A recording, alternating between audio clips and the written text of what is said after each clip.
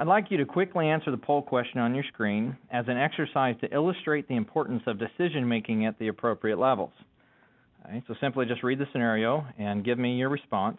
But based on the scenario, I want you to identify which area would you decide to make improvements in order to achieve an OEE of 85% or better.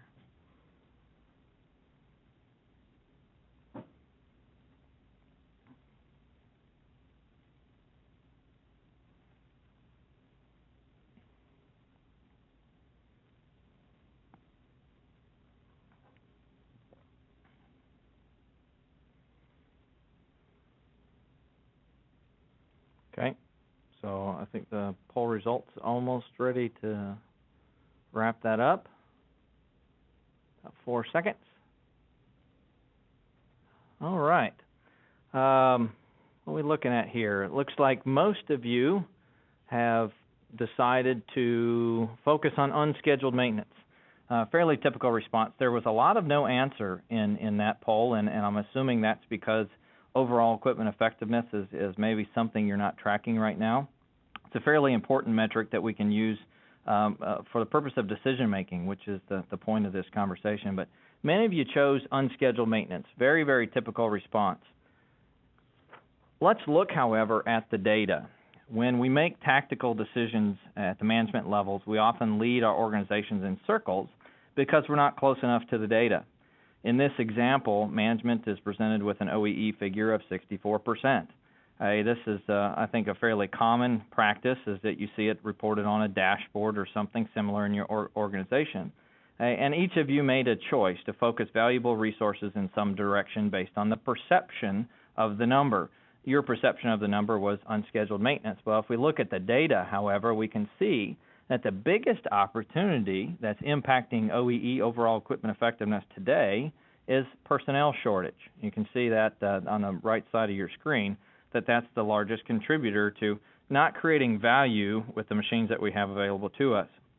So I'd like you to use your chat window at this time, and I want you to answer a couple questions for me. What effect could this decision-making, the fact that we did it based on the number, not so much the data, what effect could this have had on our business? So go ahead and chat in your responses. What effect do you think that could have had on our business?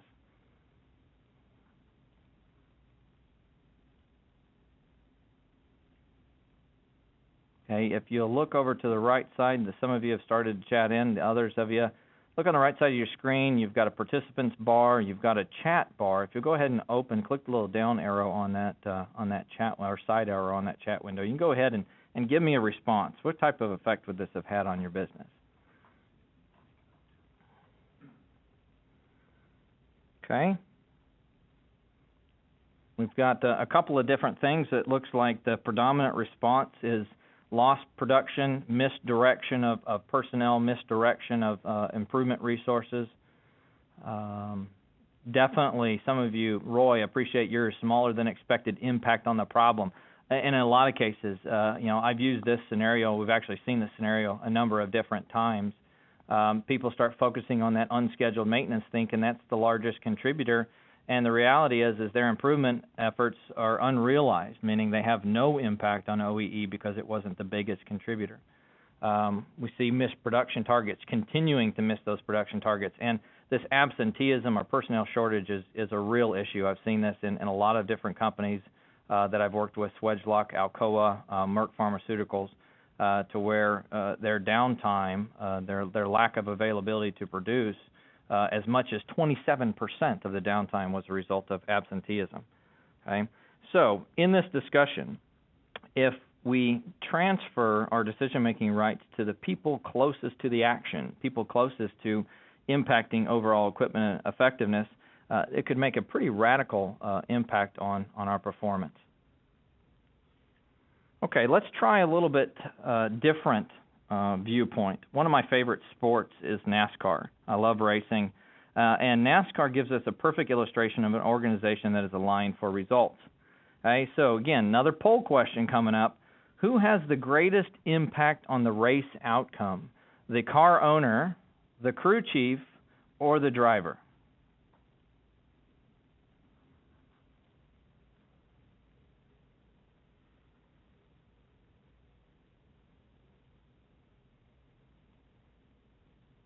All right, this is interesting.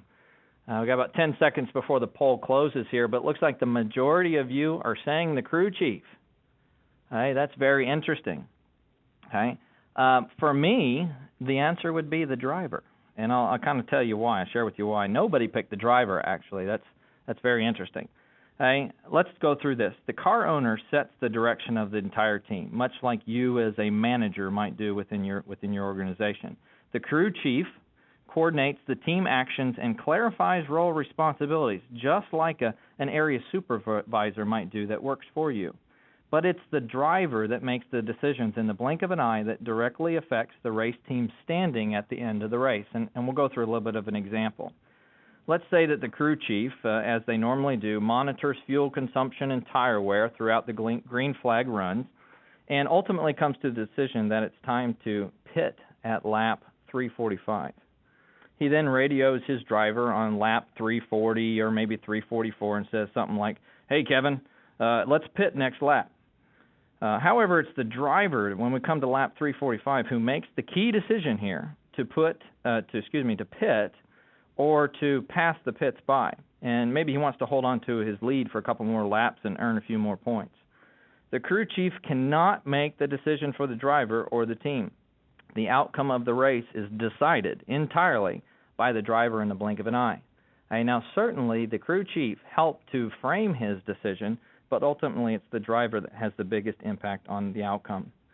So let's chat in again. How is your organization with regards to decision-making like or dislike the NASCAR race team? So go ahead and chat in your input there.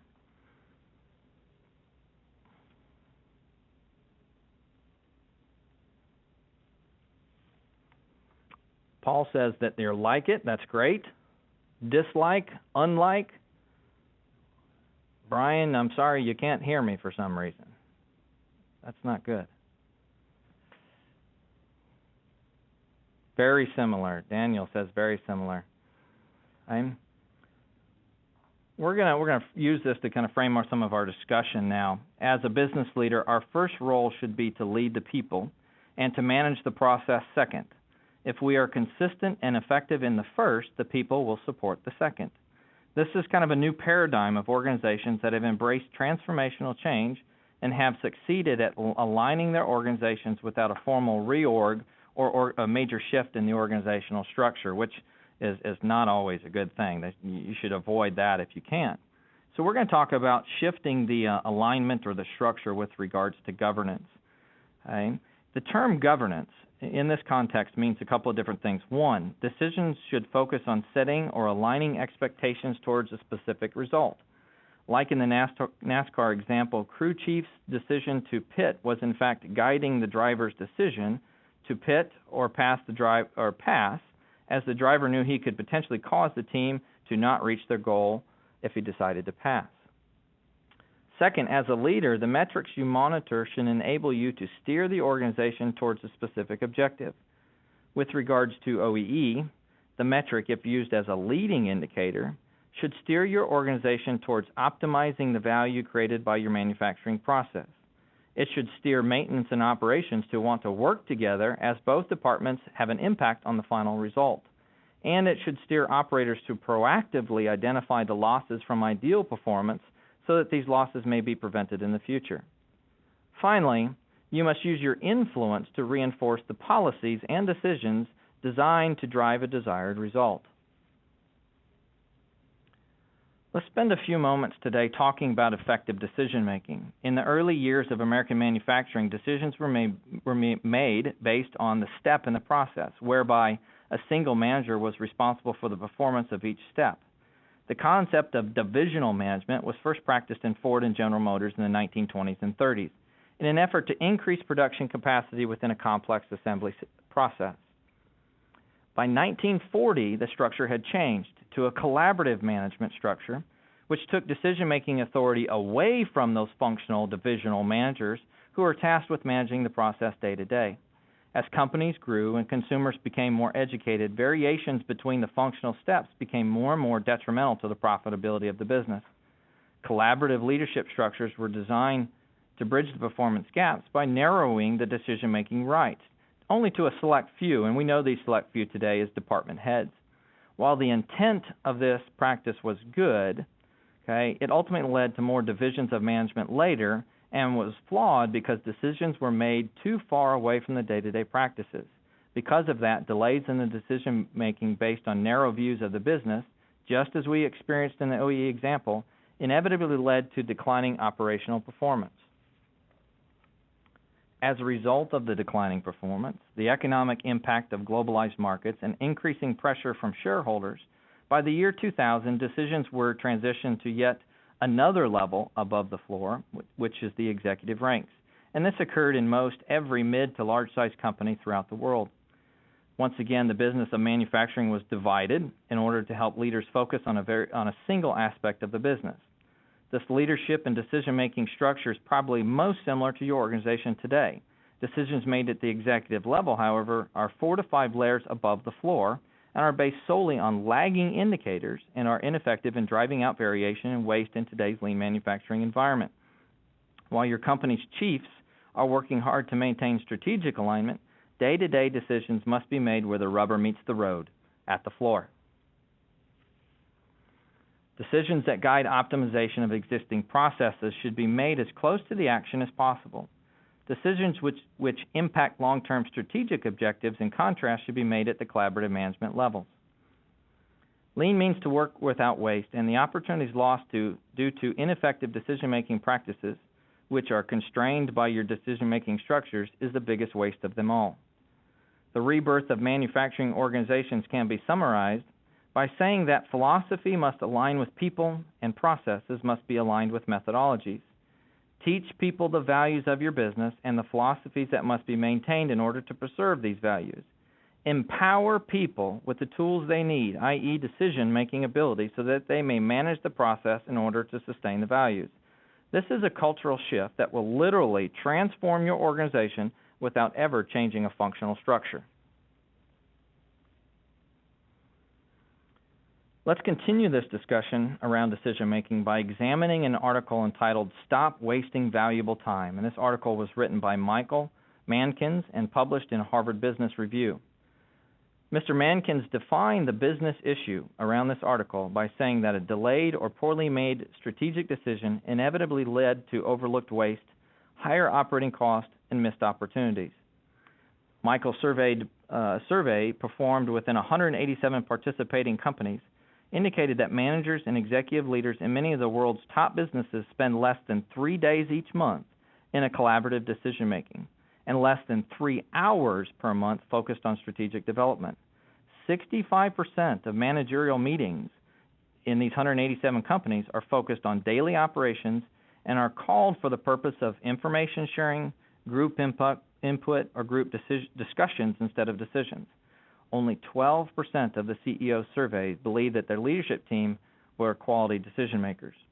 So Mr. Mankins identified 5 techniques to help improve the effectiveness of decision making. 1, deal with operations separately from strategy. Reviewing operating performance and focusing on decisions are 2 distinctly different activities that require different thought processes. Leaders who are able to connect data with operating practices may not see the whole picture and therefore should not make strategic decisions, while others who have the ability to see the strategic may be unable to connect various points of data, and we experienced that in our OEE exercise. Meeting agendas should clearly segregate these 2 activities and the participation of leadership.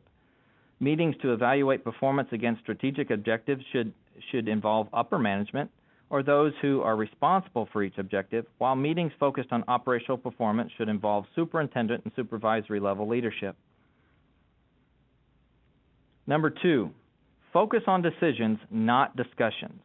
Provide the necessary material for review prior to the meeting. Set the expectation that each leadership member must come prepared with a conclusion and 3 potential solutions. That's the big one. Organize meeting agendas so that only 20% of the time is allocated towards discussion, leaving 80% for decision making. 3, measure the real value of every metric. Prioritize each metric according to how resolutions will impact the long-term financial performance of the business, based on an organizational valuation or risk model and presented in a net present value. Lower valued metrics should be addressed by lower levels of the management, while higher valued issues should be decided by executives. 4, adopt common decision-making processes and standards. The goal is to reach a decision as quick as possible without compromising the integrity of the decision itself. Develop a consensus around decision-making ground rules, methodologies, or justification criteria. Define standards to include how decisions will be embedded into operating and improvement plans, how decisions will be monitored, and who will be responsible for reporting on the results. The last one, and my favorite, make decisions stick. Instill a culture of discipline and synergy. Okay? At Gillette, the former CEO, Jim Kiltz, said that decisions at Gillette are final. The team is free to debate any decision in staff meetings, but once a decision is reached, there is no more debate. This is important to develop a reinforcing system that grades the team, the management team, the collaborative team, based on the results of their collaborative or collective decisions, as well as each member and their ability or their commitment to manage the decision.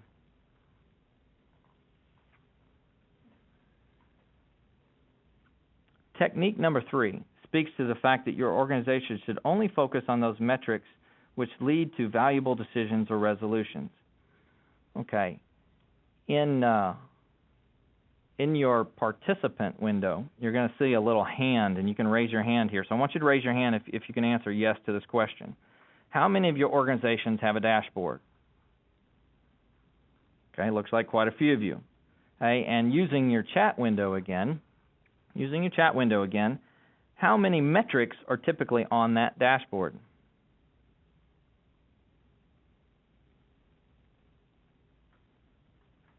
Okay, I see 5, that's great. 13, getting higher.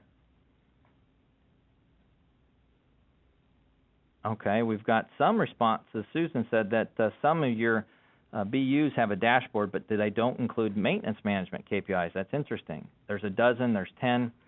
Hey, sometimes I see as much as 20 or 30 metrics on a dashboard, and that becomes extremely non-value added. It's just too hard to manage that many. Those of you that chatted in that you've only got 4 or 5, that's fantastic. One of the key focuses of organizational rebirth is aligning metrics with the decision-making rights. As we've discussed, strategic decision rights are certainly best handled at the collaborative and executive management levels. However, tactical decisions, those which impact day-to-day performance, should be handled at the lowest level possible. Metrics which help people make decisions relative to tactical and functional performance are ideally reviewed and utilized by operators, craftsmen, technicians, planners, and supervisors. Metrics that lead to decisions focused on improving or maintaining efficiency and effectiveness are best utilized by supervisors and middle managers. So let's look at a few commonly used reliability metrics and see how they should align with your organization. I'll give you just a moment to kind of look over those. Okay, so just a question, no response is necessary, but just kind of looking at those metrics, who should make a decision or make decisions in your organization based on increasing direct labor utilization, which we see as a tactical performance metric? I think most people would agree that it's maintenance supervisors should be making those type of decisions. So the question is, does your maintenance supervisor have access to that direct labor utilization metric? Okay, now the decisions that he or she makes to improve labor utilization will also be reflected in maintenance costs, which is a couple levels up in that financial level. Okay, so who would give the supervisor direction based on reducing maintenance costs?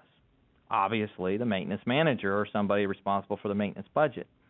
The manager would give direction to the supervisor based on the collaborative financial strategy of the business, okay, as defined by the collaborative leadership team. And based on this direction, at the tactical performance level, the supervisor would then adjust his or her decisions governing direct labor utilization. Okay, so we can see, through those arrows and through this graphic that there's a lot of correlation, but not every person has to be managing every metric. Let's do a little bit of alignment activity, and this is where I'm going to need the majority of your participation. Those of you that registered early for this, or within the last few days even, I think, you would have been provided 2 handouts, 2 worksheets. If you printed these worksheets that were provided via email, bring the triangle worksheet, the one's got the triangle on it, in front of you at this time. Okay, for those of you that didn't print it out, if you want to just grab a scratch piece of paper and draw what you see on the screen, that's fine too. In the top of the triangle, identify one goal of reliability.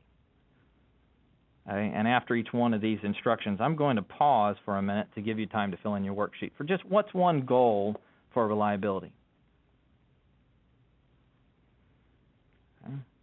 Okay, next we're going to fill in the next level, which is defining the roles of both operations and maintenance. So you've got two boxes there. In the left box, just identify what is the role of operations with regards to achieving the goal. And in the next box, the one to the right of that, define the role of maintenance.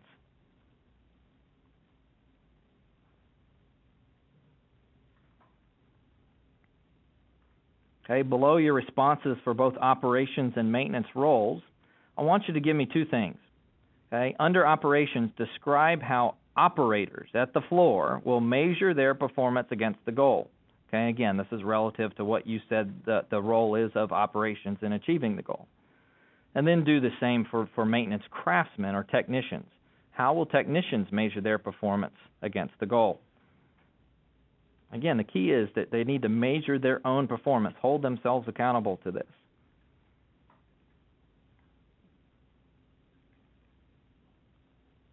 Okay, the last two steps here. Okay, for each the operator and the craftsman or technician, identify one decision that he or she must be allowed to make in order for them to manage what they measure. Again, the goal of this activity is to help them identify how they can measure their performance day to day and lead them into making the right decisions to affect the result. So one decision that the operator or the technician would make.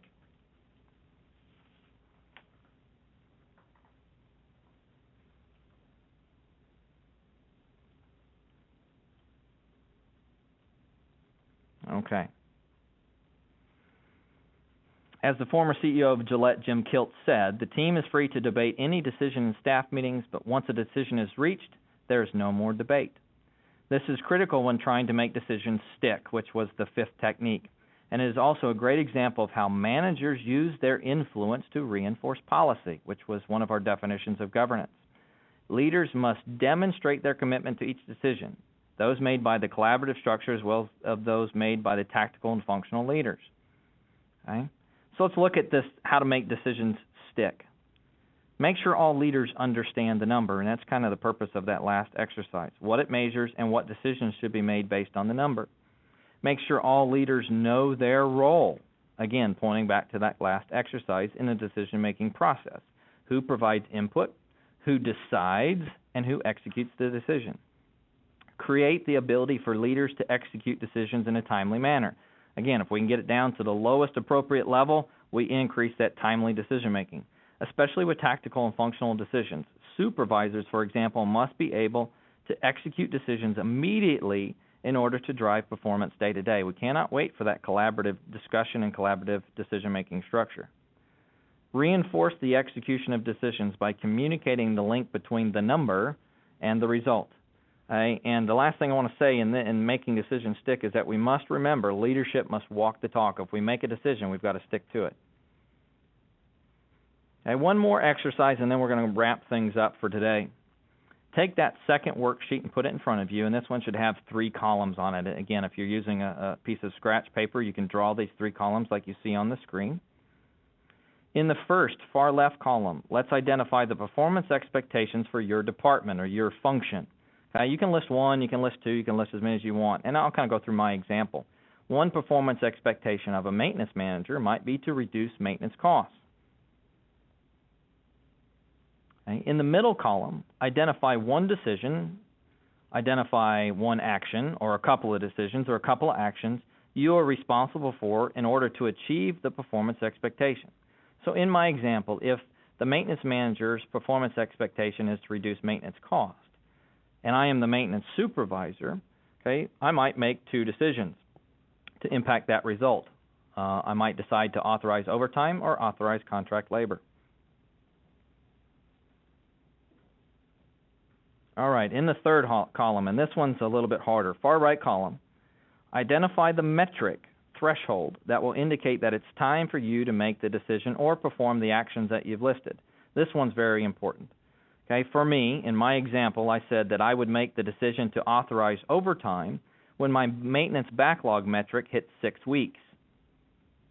Okay, and I would also authorize contract labor in addition to that overtime when backlog reaches 9 weeks. So these are my decision-making thresholds. I know that this is my indicator that when that warning light goes off, just like you do when you're driving your car and the fuel light, the gas gauge light goes off, you start looking for a gas station. Well, in this example, when that backlog hits 6 weeks, I'm start looking for the overtime station.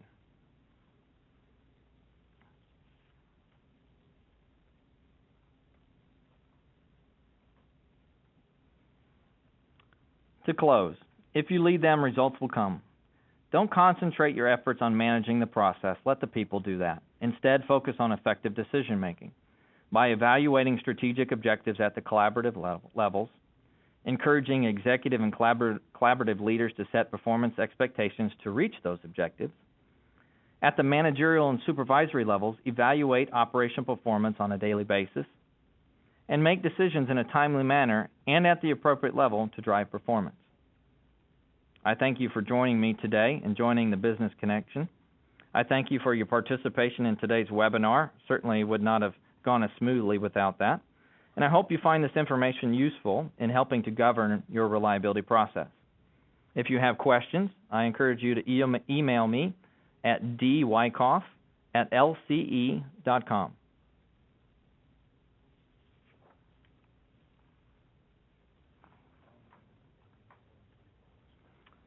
For those of you that want to download the webinar, it will be available in probably about 24 hours. Be available tomorrow.